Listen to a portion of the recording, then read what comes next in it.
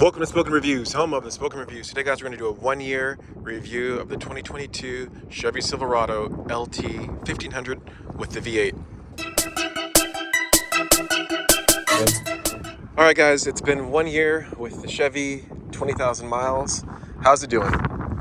So ups and downs. I've kind of documented some of the issues early on with the Chevy that we've had, with some of the mechanical electrical issues that we had earlier in 2023. But since then, it's been working fairly well. A couple of small things that I've noticed. A couple times whenever I go in reverse, the reverse camera doesn't work. And a couple of times it takes a while to like connect to Apple CarPlay, Android Auto. But besides that, honestly, besides that, the Chevy has been outstanding. Pretty decent on the fuel economy. Not the best, but it's a V8, and that's what I wanted. I wanted to have a V8. So yeah, pretty happy with the fuel economy. I do have a little bit of buyer's remorse on not getting a four-wheel drive vehicle. This at the time, in the height of COVID, it just wasn't available for my price point. So I didn't get a four-wheel drive. A little bit of buyer's remorse. We're in the DFW area in Texas. We probably have, a couple bad weather days a year, less than, 12, 15, somewhere between like 8 to 12 per year. And in those moments, I do kind of feel a certain way about not having the four-wheel drive capability. So that's probably the one thing that I have buyer's remorse about. A little bit concerned about the vehicle and the durability, since we did have the issues in the first 6 months. I think the bumper to bumper ends at 36,000 miles. So there's a little bit of apprehension that going on to 2024, 2025, I'll be out of the bumper to bumper, and the things that happen to me as far as electronic issues would be out of pocket in the future versus being covered by warranty. But those are kind of the high level stuff. Let's kind of talk about the vehicle and the things that I like and dislike. So one, the overall looks. Having a black truck, it's one of those things that, like, when it's clean, it's beautiful, but when it's dirty, it gets dirty. Knew that going into it. Still enjoy the vehicle. The rims that it comes with, these are 20-inch rims. Really do enjoy these rims. I think they look pretty good.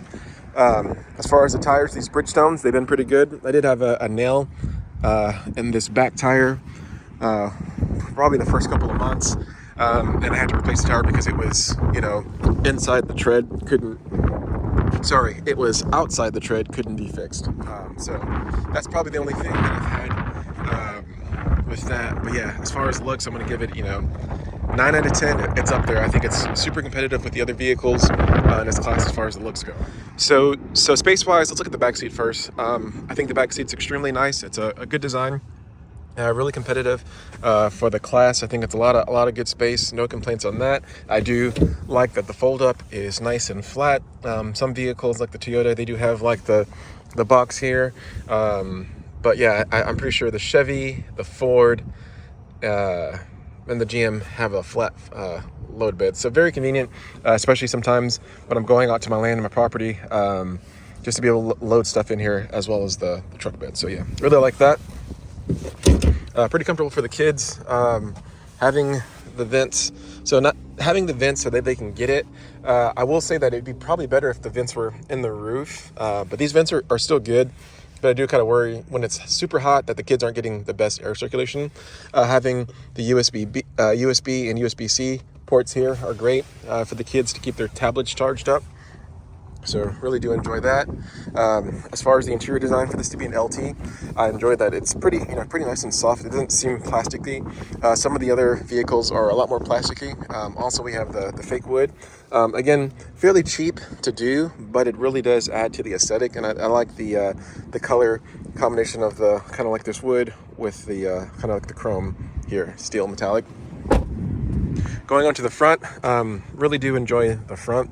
I will say that looking at the other vehicles, I do wish that there was probably more storage in this center console area. It does seem kind of limited as far as the storage goes, but yeah, really do enjoy that. Right here, plenty of space to store your items. I have seen bigger. It's not the biggest, it's not the small. It's probably, like in the middle as far as the storage goes, but really do enjoy that. Going on to the seats. The seats are super comfortable. We've taken this on plenty of road trips. Again, 20,000 miles in a year. It's gone to Florida, I believe, twice. Gone to Houston probably 6 to 8 times. San Antonio, Austin. So it's been a rider. My daily commute is fairly short. Most of my miles are racked up on the highway. But the seat, it's not the most comfortable, but it's pretty comfortable. I'm a fairly big guy. You can kind of see that typically this is kind of where things start wearing out on people. And it's going pretty good. The adjustments are good. There is no memory adjustments. Like you get that when you get to the LTZ. And again, it just was out of my price range, so I couldn't get an LTZ. But I do like the fact that you do have the seats over here.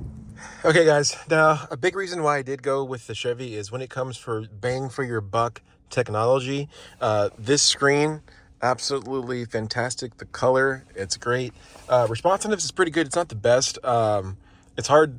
Honestly, I compare a lot of things to our Tesla, which is probably not fair to compare, but compared to like the Ford, the Tundra, and the Dodge Ram, I think it's, if not the best, it's one of the top competitors as far as the screen goes.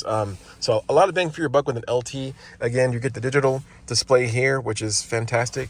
For a lot of other vehicles, you're not getting a digital display. You're getting like a hybrid. You might get like a little, display in the middle and then analog gauges. But I think our combination of analog plus digital, but I think bang for your buck technology wise, you can't beat it. So like if you're a person that's like all about, hey, I want a screen, I want the tech, and I'm on a budget, the value that you're getting with a Chevy can't be beat. So that's one of the things that I'll emphasize. The value with the Chevy, as far as the tech, can't be beat.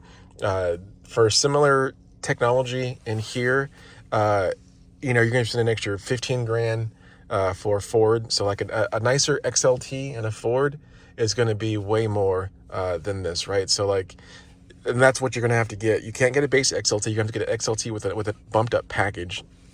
So you're going to be spending, mid 50s, right? I bought this one in 2022 for $48K. And then right now I see them in 2023 going for like 42, 43, same exact truck, right? So for 43K, you can get this technology suite. But if you wanted to go to Ford, you'd be spending, upwards of, 54, 55 to get a similar technology outline. So you cannot underestimate just the value of having the technology here. Let's kind of dive into it. So if you push here, you can see it'll actually be your trailer light assist. So if you have it hooked up, this is where you can do your tests. So it's really nice that, it's a truck and they put something that's important as trailer functionality up front. This is your Apple CarPlay right here, or Android Auto. You just push the point right there. Google Maps. You do have to pay for the Google Maps. I think it's like $18 a month that I pay, which isn't, it kind of sucks. But then also the reality is they're giving me unlimited data with that. So I kind of have to put it in perspective. I wish it was cheaper, but these companies are here for a profit. Here we have the functionality. So like right here, you can see AM, FM radio, satellite radio, which I do have satellite. You can kind of see all the different apps, right? So a lot of goodness here. And then if you click here, you can get to the other items. So yeah, overall, pretty nice. I think it's, again, super competitive, and you're getting a lot of value for the truck. So really just kind of appreciate that. Let's go to the camera. You do have one camera, reverse camera. It's pretty good, but like I mentioned before, I've had several experiences where it gets kind of glitchy on me. So like I'll reverse and like it'll be working and then it'll just stop working, or I'll hesitate. Then I just have to use my mirrors, because nothing worse than to be, relying on your reverse camera and it hesitates and you're a lot closer than you think you are and you hit something, right? So never had that experience with my other vehicles, so I will kind of put that as a knock on this one. All right, guys, let's talk about this V8. So in a world where V8s are kind of a dying breed, this is one of the reasons why I decided to get this. I never had a V8. This is my first V8, and I love the 5.3. I think it's a solid V8. It's been on the market. This version's been out since 2019, so it's pretty well tested. A lot of them out there. There are certain issues with this that are out there, but I do think that they've kind of worked on them and fixed them. But as far as the layout, it looks like it's easy to work with. easy to access for mechanics. Good layout. V8's pretty big, but you can still see there's a lot of space. It's not like it's really crammed in there, right? So like you can kind of see all around there. There's plenty of space to get there and work on it, which is what you want, right? Because sometimes with the designs, especially like the diesel version of this one, sometimes you have to like drop the transmission to get to stuff. But with this design and this layout, you can actually get to pretty much everything. So yeah, really good. Enjoying the performance and also the gas mileage. Been pretty surprised. I've gotten the most I've gotten is actually one time when I was coming back from my property back to DFW. I got, I think, 27 miles a gallon. And again, that was like going a little bit slower in traffic. So, you know, I was having to coast because we were dealing with a lot of traffic. But yeah, 27 miles a gallon was the best. On a normal day, if I'm being honest, like in the city, the way I drive, I'm probably getting like 16 miles a gallon. And then on road trips to Houston or Austin, I'm probably getting like, 21, 22. But that's consistently with, the truck, weighed down with everybody in the truck and luggage. And even on road trips, I'm getting, over 21, somewhere in 22. So really, really good on the gas mileage. Can't complain about that. All right, guys. So knowing what I know, would I get this truck again? Yeah, I probably would get this truck again, knowing what I know, just the value and the price. If you are someone that's shopping right now, 2023, 2024, and you have a sub $45,000 budget, you can get a really nice V8 truck that's going to last you a long time for $45,000, which is very difficult to get in today's truck market, right? So yeah, I would get it again.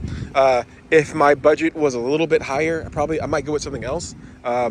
If I was in that 55 to 60K range, I might be looking at more of a Toyota Tundra, just because of the reliability on that. I'm not saying that this isn't reliable, but just saying, hey, I've experienced a couple issues. So it really just depends on your budget. But again, if you're in that sub 45K budget, which I think that's normal. Like I think like a middle class family, 45K for a vehicle should be normal. These trucks that are 70, 80K, it's ridiculous. It's not meant for the middle class Americans. But I think 45K seems to be reasonable. And I think this is probably the best value you can get for that. If you were to try to spend 45K for a Ford, you might end up with like an XL, which is their lower trim, or an STX. You could probably get in there for two-wheel drive for 45K, but it wouldn't be as nice. You'd have a baby screen, and the tech wouldn't be as nice, and the seats won't be as nice. So again, for the price, I think this is a winner. Anyways, guys, thank you for watching this one-year review of the 2022 Chevy Silverado. I appreciate you guys. If you have any questions or comments, please leave them below. If you want to see more videos like this, sub to the channel. Thanks a lot, and have a great day.